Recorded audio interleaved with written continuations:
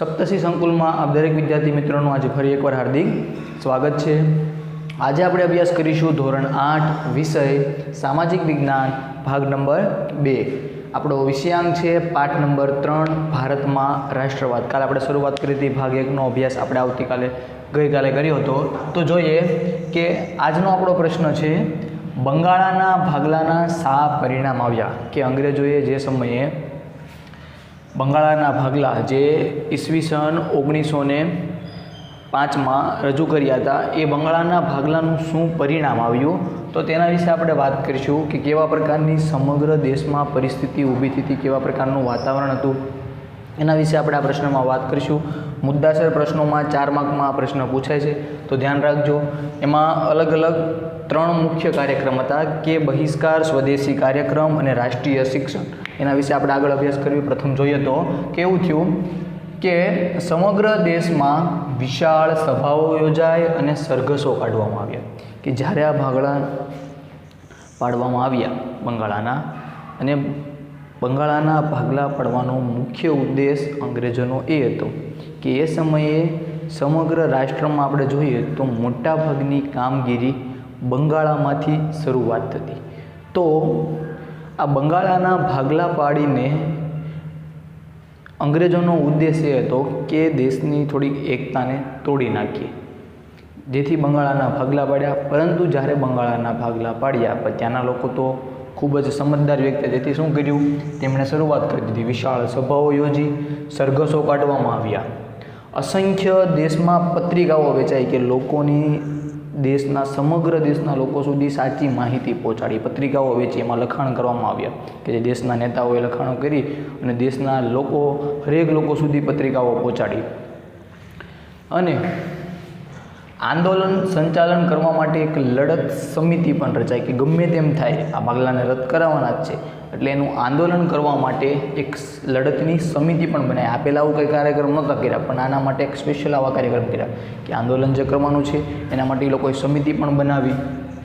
તેમાં વાત કરીએ તો સુરેન્દ્રનાથ બેનર્જી, બિપિનચંદ્ર પાલ, રાસ બિહારી ઘોષ, અરવિંદ ઘોષ વગેરે આ મહાસભાના મુખ્ય એવા નેતાઓ હતા કે આ આંદોલનના સમિતિમાં જોડાણા હતા અને આ બધા નેતાઓએ આંદોલનનું સ્વીકાર્યું હતું, બરાબર, કે ગમે તેમ કરીને આંદોલનની સમિતિ બનાવી અને અંગ્રેજો સામે આપણે લડવાનું છે। તો મુખ્ય નેતાઓ કોણ કહે છે?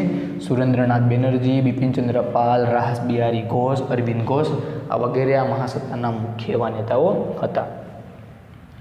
આ સમય દરમિયાન બંકિમચંદ્ર ચટ્ટોપાધ્યાયની જે આનંદમઠ નવલકથાનું જે વંદે માતરમ ગીત હતું એ સમગ્ર દેશના લોકો માટે આંદોલનનું નારો બની ગયું હતું। મેં તમને કીધું એમ કે આ લોકોને એટલા જાગૃત કર્યા કે આજ સુધી ખાલી માત્ર નેતાઓ અને ગણ્યા ગાંઠિયા લોકો જ આંદોલનમાં જોડાતા હતા। હવે સમગ્ર દેશમાંથી, દેશના ખૂણે ખૂણેથી અને દેશના શિક્ષિત વર્ગના જે યુવાઓ હતા એ પણ હવે આંદોલનમાં જોડાય અને સરકાર સામે, અંગ્રેજો સામે ગમે તેમ કરીને લડત માટે તૈયાર થયા હતા। આખા દેશમાં આમ જોઈએ ને તમે તમને કીધું એમ રાષ્ટ્રીય એકતાનું અભૂતપૂર્વ મોજું ફરી વળ્યું। આગળ વાત કરીએ, પહેલાં વિવિધ પ્રકારના કંઈક ને કંઈક એવા કાર્યક્રમો થાય, કોઈક ને કોઈક પ્રકારનું આંદોલન થાય, તો એ સમયે આંદોલન માત્ર બંગાળા પૂરતું જ સીમિત રહેતું અને જો આગળ વધે તો દેશના એવા અમુક રાજ્યોના મોટા શહેરો। પણ આ આંદોલન દરમિયાન સમગ્ર દેશમાં એવું લાગતું હતું કે આમ એકતાનું અભૂતપૂર્વ મોજું ફરી વળ્યું કે આમ ભારતીયોની એકતા શું છે એ આંદોલન દરમિયાન દેખાણી હતી અને અંગ્રેજોને ખરેખર ખબર પડી કે ભારતના લોકો એક થઈને અમારી સામે લડી શકે છે અને આ લડતના ખૂબ જ ઘેરા એવા પ્રત્યાઘાત અંગ્રેજ સરકાર ઉપર પડ્યા હતા। 16 ઓક્ટોબર 1905 જે દિવસે બંગાળાના ભાગલા કરવામાં આવ્યા એ દિવસે ભાગલાના દિવસને શોક દિન તરીકે સમગ્ર દેશમાં ઉજવવામાં આવ્યો અને વિવિધ પ્રકારની વસ્તુઓનો બહિષ્કાર કરવામાં આવ્યો અને સમગ્ર દેશમાં શું કર્યું? શોક દિન તરીકે ઉજવ્યું, બરાબર, યાદ રાખજો કે બંગાળાના ભાગલાના દિવસને કયા દિવસ તરીકે ઉજવ્યું હતું? તો શોક દિન તરીકે ઉજવવામાં આવ્યું હતું। 1 માર્કમાં આ પ્રશ્ન પૂછાય છે। કવિવર રવિન્દ્રનાથ ટાગોરના સૂચનથી તે દિવસને એકતા દિન તરીકે પણ ઉજવવામાં આવ્યો હતો। આ પણ 1 માર્કમાં પૂછાય છે કે રવિન્દ્રનાથ ટાગોરના સૂચનથી આ બંગાળાના ભાગલાના દિવસને કયા દિવસ તરીકે ઉજવવામાં આવ્યું? તો એકતા દિન તરીકે ઉજવવામાં આવ્યું હતું। આંદોલનના મુખ્ય 3 લક્ષણો હતા। કે આ આંદોલન થયું હતું અને વધુને વધુ શું કામ આગળ વધી શક્યું, એના મુખ્ય 3 લક્ષણો હતા. એક હતું બહિષ્કાર, બીજું હતું સ્વદેશી કાર્યક્રમ અને ત્રીજું હતું રાષ્ટ્રીય શિક્ષણ. આ 3 મુખ્ય લક્ષણોના આધારે આંદોલન ખૂબ જ વધારે તીવ્ર બન્યું અને એની આ તીવ્ર બનવાની સાથે સાથે અંગ્રેજો ઉપર ખૂબ જ એની અસર પણ થઈ હતી. અને દેશના સમગ્ર દેશમાં વાત કરીએ તો અહીં કીધું હતું એકતાનું અભૂતપૂર્વ એવું મોજું ફરી વળ્યું હતું. તો પહેલું જોઈએ તો બહિષ્કારના કાર્યક્રમ મુજબ સરકારી નોકરીઓ, લોકોએ સરકારી શિક્ષણ સંસ્થાઓ, અદાલતો, ખિતાબોનો વગેરેનો ત્યાગ કરવાનો હતો. શરૂઆત કરી દીધી કે સરકારી નોકરી એટલે અંગ્રેજો નીચે જ કામ કરતા, સરકારી શિક્ષણ સંસ્થાઓ હતી, બધા અદાલતો હતી, ખિતાબો જે દેશના લોકોને આપ્યા હતા સરકાર દ્વારા, જે અલગ અલગ પ્રકારના એવોર્ડ આપવામાં, એ બધી વસ્તુનો ત્યાગ કરવાની શરૂઆત કરી દીધી કે અમારે કોઈ એવી વસ્તુનું જોતી નથી. આ બધી વસ્તુનો બહિષ્કાર કરવામાં આવ્યો. બીજું જોઈએ સ્વદેશી કાર્યક્રમ યોજવામાં આવ્યો. એનામાં મુજબ શું કર્યું કે વિદેશી કાપડ, અન્ય ચીજ વસ્તુઓનો ત્યાગ કરવાનો. કે વિદેશી કાપડ એટલે કે ઇંગ્લેન્ડથી આવતી કોઈ પણ વિદેશી કાપડ હોય અને બીજી કોઈ પણ ચીજ હોય, એ બધી વસ્તુઓનો ત્યાગ કરવાનો.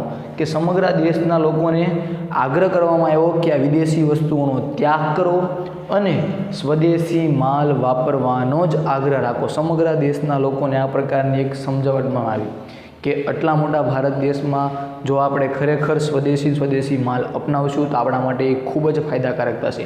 અને પ્રથમ એના માટે શું કરવાનું હતું કે ગમે તેમ કરીને વિદેશી કાપડનો બહિષ્કાર કરવાનો હતો. વિદેશી કાપડનો બહિષ્કાર અને આ ઉપરાંત જે કોઈ પણ જે અન્ય ચીજ વસ્તુઓ ઇંગ્લેન્ડથી ભારતમાં આવતી હતી બધી વસ્તુઓનો ત્યાગ કરવાનો હતો. તેથી સમગ્ર દેશના લોકોને આ પ્રકારને આગ્રહ કરવામાં આવ્યો અને લોકોને એ પણ સમજાવ્યું કે ખરેખર સ્વદેશી માલ આપણે જો વાપરીશું તેના આપણા દેશના લોકોને કેવા કેવા ફાયદાઓ થશે.